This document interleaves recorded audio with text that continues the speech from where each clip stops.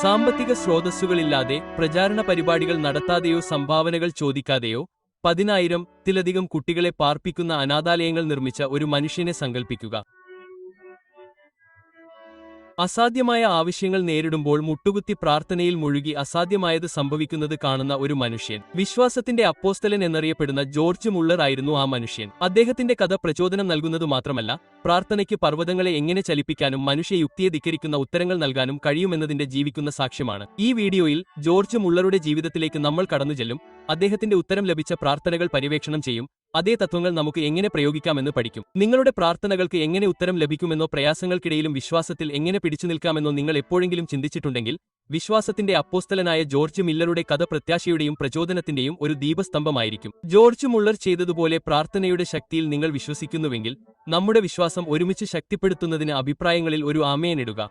1805-ൽ പ്രഷ്യയിൽ ജനിച്ച അദ്ദേഹം മത്സരത്തിന്റെയും പാപത്തിന്റെയും ജീവിതത്തിൽ നിന്ന് ദൈവത്തിലുള്ള വിശ്വാസത്തിന്റെയും ആശ്രയത്തിന്റെയും ഏറ്റവും വലിയ ഉദാഹരണങ്ങളിൽ ഒരാളായി മാറി. ബ്രിസ്റ്റലിൽ അനാഥാലയങ്ങൾ കണ്ടെത്തിയതു മാത്രമല്ല മുള്ളർ, ആത്മാർത്ഥവും നിരന്തരവുമായ പ്രാർത്ഥനയ്ക്ക് മനുഷ്യ പരിശ്രമത്തിന് ഒരിക്കലും തുറക്കാൻ കഴിയാത്ത വാതിലുകൾ തുറക്കാൻ കഴിയില്ലെന്ന് അദ്ദേഹം ലോകത്തിന് കാണിച്ചുകൊടുത്തു. അദ്ദേഹം ഒരിക്കലും പണമോ സഹായമോ നേരിട്ട് ആവശ്യപ്പെട്ടില്ല. പകരം എല്ലാ ആവശ്യങ്ങളും അദ്ദേഹം പ്രാർത്ഥനയിലൂടെ ദൈവമുമ്പാകെ കൊണ്ടുവന്നു. ഉത്തരങ്ങൾ അസാധാരണമായ രീതിയിൽ ലഭിച്ചു. ജോർജ് മുള്ളറുടെ കഥ നമ്മെ പതിപ്പിക്കുന്നത് പ്രാർത്ഥന വെറുമൊരു ആചാരമല്ല എന്നാണ്. സ്രഷ്ടാവുമായുള്ള ഒരു അടുപ്പമുള്ള സംഭാഷണമാണിത്. ദൈവം കേൾക്കുക മാത്രമല്ല ചെയ്യുന്നതെന്ന് അദ്ദേഹത്തിന്റെ ജീവിതം ഓർമ്മിപ്പിക്കുന്നു. നമ്മുടെ പ്രതീക്ഷകൾക്ക് പുറമുള്ള രീതിയിൽ അദ്ദേഹം പ്രതികരിക്കുന്നു.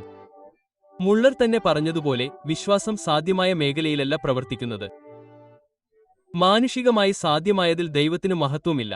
മനുഷ്യന്റെ ശക്തി അവസാനിക്കുന്നിടത്ത് വിശ്വാസം ആരംഭിക്കുന്നു. ജോർജ് മുള്ളർ ജീവിക്കുകയും പ്രാർത്ഥന ശ്വസിക്കുകയും ചെയ്ത ഒരു മനുഷ്യനായിരുന്നു. സഹോദരന്മാരെ, അദ്ദേഹത്തെ സംബന്ധിച്ചിടത്തോളം പ്രാർത്ഥന പകൽ സമയത്ത് മാറ്റിവെച്ച ഒരു നിമിഷം മാത്രമായിരുന്നില്ല. അതൊരു നിരന്തരമായ ജീവിതരീതിയായിരുന്നു. കുറഞ്ഞത് അതാണ് അദ്ദേഹത്തിന്റെ ജീവചരിത്രം നമുക്ക് കാണിച്ചു തരുന്നത്. ദൈവവുമായുള്ള അത്ര അടുത്ത കൂട്ടായ്മയിൽ അദ്ദേഹം ജീവിച്ചതിനാൽ അദ്ദേഹത്തിന്റെ പ്രാർത്ഥനകൾ സ്വാഭാവികമായി പ്രവഹിക്കും. ബ്രിസ്റ്റലിലെ തെരുവുകളിലൂടെ നടക്കുമ്പോഴോ, വിശ്രമിക്കാൻ കിടക്കുമ്പോഴോ, പുതിയൊരു ദിവസം ആരംഭിക്കാൻ എഴുന്നേൽക്കുമ്പോഴോ ഈ ശീലം വെറുമൊരു ശീലമായിരുന്നില്ല. മുള്ളറിന് അത് ആത്മാവിന്റെ ആഴത്തിലുള്ള ആവശ്യമായിരുന്നു. ദൈവത്തിന്റെ ഹൃദയവുമായി ബന്ധപ്പെടുന്നതിനും മാർഗനിർദ്ദേശം, കരുതൽ, സമാധാനം എന്നിവ നേടുന്നതിനുമുള്ള മാർഗമാണ് പ്രാർത്ഥനയെന്ന് അദ്ദേഹം മനസ്സിലാക്കി. എന്നാൽ എന്തുകൊണ്ടാണ് അദ്ദേഹം പ്രാർത്ഥനയിൽ ഇത്ര വിജയിച്ചത്? ഉത്തരങ്ങൾ: അവ എങ്ങനെ വന്നു? അവ എന്തുകൊണ്ട് വന്നു? അവ എല്ലായ്പ്പോഴും വന്നു. ചിലപ്പോൾ തൽക്ഷണം, മറ്റു സമയങ്ങളിൽ നീണ്ട കാത്തിരിപ്പുകൾക്ക് ശേഷം. എന്നാൽ ശരിയായ സമയത്ത് ദൈവം നീങ്ങുമെന്ന് അദ്ദേഹം വിശ്വസിച്ചു. പ്രാർത്ഥനയിലെ ആ സ്ഥിരത പിതാവുമായി തുടർച്ചയായ സംഭാഷണം നിലനിർത്താൻ നമ്മെ പ്രചോദിപ്പിക്കുന്നു. അദ്ദേഹം കേൾക്കുകയും പ്രതികരിക്കുകയും ചെയ്യുമെന്ന് വിശ്വസിക്കുക. ജോർജ് മുള്ളറുടെ പ്രാർത്ഥനാ ജീവിതം മനസ്സിലാക്കാൻ അദ്ദേഹം ഒരു കർമ്മനിരതനായിരുന്നുവെന്ന് നാം മനസ്സിലാക്കണം. അദ്ദേഹം കർമ്മനിരതനായിരുന്നെങ്കിലും അദ്ദേഹത്തിന്റെ ശക്തി പ്രാർത്ഥനയിൽ നിന്നാണ് വന്നത്. അദ്ദേഹം സ്വന്തം കഴിവുകളെയോ മാനുഷിക തന്ത്രങ്ങളെയോ ആശ്രയിച്ചില്ല. അനാഥരെ പരിചരിക്കാനുള്ള ദൗത്യം അദ്ദേഹം ഏറ്റെടുത്തപ്പോൾ അത് ഒറ്റയ്ക്ക് ചെയ്യാൻ കഴിയില്ലെന്ന് അദ്ദേഹത്തിന് അറിയാമായിരുന്നു. അതിനാൽ അദ്ദേഹം പ്രാർത്ഥിച്ചു, പ്രവർത്തിച്ചു, വീണ്ടും പ്രാർത്ഥിച്ചു. അദ്ദേഹം അനാഥാലയങ്ങൾ പണിതു, ആയിരക്കണക്കിന് കുട്ടികൾക്ക് ഭക്ഷണം നൽകി, ഒരു വലിയ ശുശ്രൂഷയെ പിന്തുണച്ചു, ഒരിക്കൽ പോലും നേരിട്ട് സംഭാവനകൾ ചോദിക്കാതെ. ദൈവം സഹായിക്കുമെന്ന് അദ്ദേഹം വിശ്വസിച്ചു.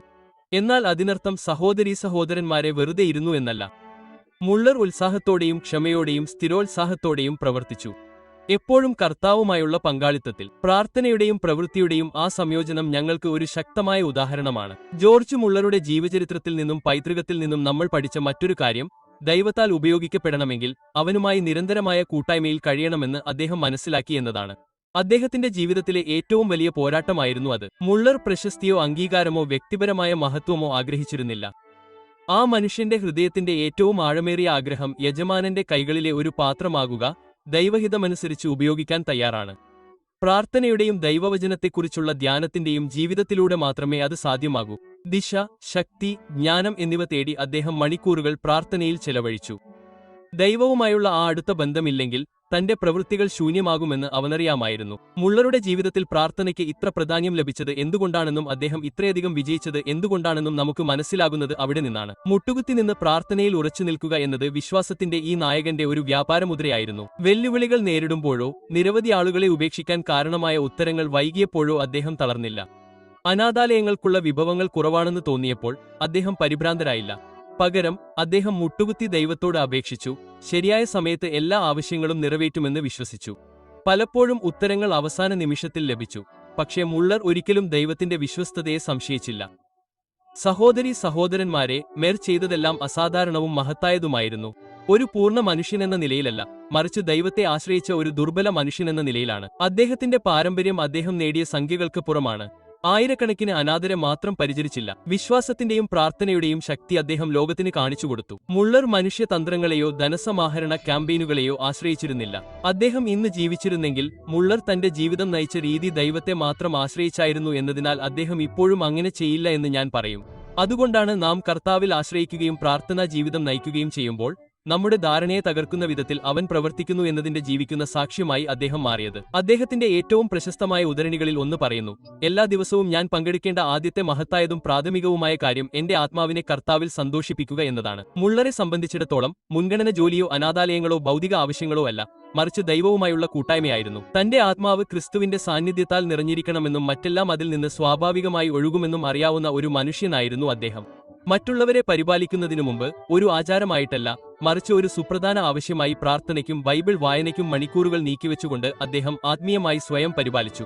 ദൈവവുമായുള്ള ആ അടുത്ത ബന്ധമില്ലാതെ ദിവസത്തിലെ വെല്ലുവിളികളെ നേരിടാനുള്ള ശക്തിയോ ജ്ഞാനമോ സമാധാനമോ തനിക്കുണ്ടാകില്ലെന്ന് അദ്ദേഹം മനസ്സിലാക്കി. ജോർജ് മില്ലറുടെ ജീവിതത്തിലെ പ്രാർത്ഥനയെക്കുറിച്ചുള്ള മറ്റൊരു രസകരമായ കാര്യം ദൈവവചനത്തിന്റെ വാഗ്ദാനങ്ങളെ അടിസ്ഥാനമാക്കി അദ്ദേഹം പ്രാർത്ഥിച്ചു എന്നതാണ്. പൊതുവായതോ അവ്യക്തമായതോ ആയ പദങ്ങളിൽ അദ്ദേഹം പ്രാർത്ഥിച്ചില്ല. പകരം ദൈവം വാഗ്ദാനം ചെയ്ത കാര്യങ്ങൾ നിറവേറ്റാൻ അവൻ വിശ്വസ്തനാണെന്ന് വിശ്വസിച്ചുകൊണ്ട് തിരുവെഴുത്തിൽ നിന്നുള്ള ദൈവത്തിന്റെ വാഗ്ദാനങ്ങൾ അവൻ തന്റെ മുമ്പാകെ കൊണ്ടുവന്നു. ഉദാഹരണത്തിന്, കരുതലിനെക്കുറിച്ച് ഒരു വാഗ്ദാനമുണ്ടെങ്കിൽ മുള്ളർ അത് പ്രാർത്ഥനയിൽ പരാമർശിക്കുമായിരുന്നു. അനാഥരെ പരിപാലിക്കുന്നതിനെക്കുറിച്ചുള്ള ഒരു വാഗ്ദാനമുണ്ടെങ്കിൽ അവൻ വിശ്വാസത്തോടെ ആ വാഗ്ദാനത്തെ ദൈവമുമ്പാകെ കൊണ്ടുവരുമായിരുന്നു. ബൈബിൾ ആഴത്തിൽ അറിയേണ്ടതിന്റെയും നമ്മുടെ പ്രാർത്ഥനകൾക്ക് അടിസ്ഥാനമായി വചനം ഉപയോഗിക്കേണ്ടതിന്റെയും പ്രാധാന്യം അത് നമ്മെ പഠിപ്പിക്കുന്നു. മുള്ളറുടെ പ്രാർത്ഥനാ ജീവിതത്തിലെ മറ്റൊരു ശ്രദ്ധേയമായ വശം ദൈവത്തിന്റെ ഉത്തരങ്ങൾ ശ്രദ്ധാപൂർവം രേഖപ്പെടുത്തുന്നതായിരുന്നു. എല്ലാ പ്രാർത്ഥനാ അഭ്യർത്ഥനകളും ലഭിച്ച എല്ലാ ഉത്തരങ്ങളും അദ്ദേഹം എഴുതിയ ഒരു ഡയറി അദ്ദേഹം സൂക്ഷിച്ചു. തന്റെ ജീവിതകാലത്ത് 50,000-ത്തിലധികം പ്രാർത്ഥനകൾക്ക് ഉത്തരം ലഭിച്ചു. ഉത്തരം ലഭിച്ച 50,000 പ്രാർത്ഥനകൾ സങ്കൽപ്പിക്കുക. അത് സ്വന്തം വിശ്വാസത്തെ ശക്തിപ്പെടുത്തുക മാത്രമല്ല, മറ്റുള്ളവർക്ക് ഒരു സാക്ഷ്യമായും വർത്തിച്ചു. ദൈവത്തിന്റെ വിശ്വസ്തതയെ നിരന്തരം ഓർമ്മിക്കാനുള്ള ഒരു മാർഗമായിരുന്നു ആ രേഖ. സംശയത്തിന്റെ നിമിഷങ്ങളിൽ എത്ര തവണ തിരിഞ്ഞുനോക്കാനും ദൈവം നൽകിയതും നയിച്ചതും പ്രതികരിച്ചതുമായ എല്ലാ സമയങ്ങളും കാണാൻ അദ്ദേഹത്തിന് കഴിഞ്ഞു. അത് നമ്മെയും അതുപോലെ ചെയ്യാൻ വെല്ലുവിളിക്കുന്നു. ഒരു പ്രാർത്ഥനാ ഡയറി സൂക്ഷിക്കുക. നമ്മുടെ ജീവിതത്തിൽ കർത്താവിന്റെ കൈ ചലിക്കുന്നത് നമ്മുടെ സ്വന്തം കണ്ണുകളാൽ കാണാൻ കഴിയുന്നതിന് നമ്മുടെ അപേക്ഷകളും ദൈവത്തിന്റെ പ്രതികരണങ്ങളും എഴുതുക. ലാളിത്യവും ആത്മാർത്ഥതയും മുള്ളറുടെ പ്രാർത്ഥനകളിൽ ശ്രദ്ധേയമായിരുന്നു. അദ്ദേഹം മനോഹരമായ വാക്കുകൾ ഉപയോഗിക്കുകയോ വാചാലമായ സംസാരത്തിലൂടെ ദൈവത്തെ ആകർഷിക്കാൻ ശ്രമിക്കുകയോ ചെയ്തില്ല. നന്നായി മിനുക്കിയ വാക്കുകളേക്കാൾ ആത്മാർത്ഥമായ ഹൃദയങ്ങളിൽ ദൈവം പ്രസാദിക്കുന്നുവെന്ന് അദ്ദേഹം വിശ്വസിച്ചു. അത് നമുക്ക് വീണ്ടെടുക്കേണ്ട ഒന്നാണ്. പ്രാർത്ഥന ഒരു പ്രകടനമല്ല, അത് പിതാവുമായുള്ള ഒരു യഥാർത്ഥ കൂടിക്കാഴ്ചയാണ്.